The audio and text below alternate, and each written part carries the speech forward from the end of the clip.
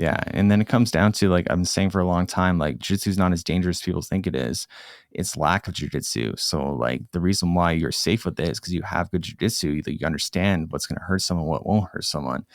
But then there's, people, what they don't have that jiu-jitsu, and then they use it, and then they hurt people. Then they're like, oh my God, jiu-jitsu is so dangerous. But no, it's like lack of jiu-jitsu. Plus, if I see somebody's going to hurt themselves, I'm going to abandon the technique. Yeah. Me getting that tap or that sweep is not worth them blowing their knee out. Exactly, because you're a good training partner. Oh, thank you. And it's really frustrating for me to see, like, how, again, it comes down to where I'm complaining about, or not complaining, but talking about, like, how it's not often taught to protect your head.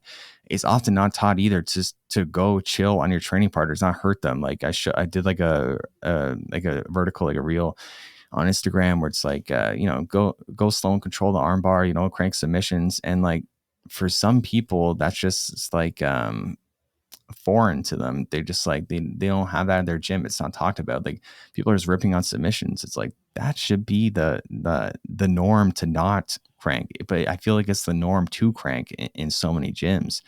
And yeah, it's just frustrating to see. Well, it makes me happy during every class, because we have beginners joining all the time, that you always say to them, go slow, be controlled. Don't just rip this, because if I'm going to roll with them and I let them play and give them my arm, they're not going to crank it right off. They're going to know to go slow and be controlled. So I really appreciate that as a student.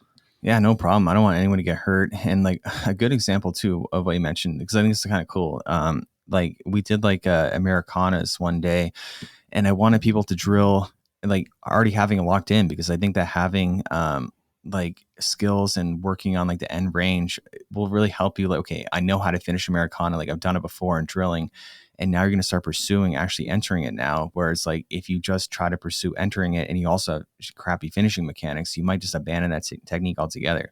But then when you put people in a scenario where they're already in Americana, where they might not have been otherwise, if these people start cranking them, someone's going to get hurt, right? So that can lead to more injuries doing a drill like that. So, like, I'm, like, very, like, adamant, like, do not crank, like, do not hurt your partner. And I think that's, like, very important, because it's a great tool, like a great drill. But in the wrong gym, there's going to be so many people with cranked off shoulders and whatnot. And yeah, our bodies are fragile. We gotta protect them. I think what would be good is to do that drill and be like, if anyone gets hurt, the other person gets kicked out, like, for that drill. But even just in general, like, a lot of injuries are those signs injuries, like, they just happen, and you can't just blame the person. But if you're doing a drill where you're starting the Americana, you're starting in it, and you hurt the person, then you messed up. Like, you didn't need to do that. I agree. Yeah, I mean, I've said it before, and I'll say it forever. If you can't do a technique slow and controlled, you can't do the technique. That you just shouldn't be doing it. You gotta work on it first, get better at it, and then you can start doing it. Like, if someone goes for an armbar and they can't do it slow, like, I tell some of my guys who are trying to get better at, like, arm bars, for instance, I say, like, you should be able to hold the arm for 25, 30 seconds and then finish. If you can't hold the arm straight for 25 seconds, you really don't have the control. I mean, I know, Jordan, you're really good at arm bars.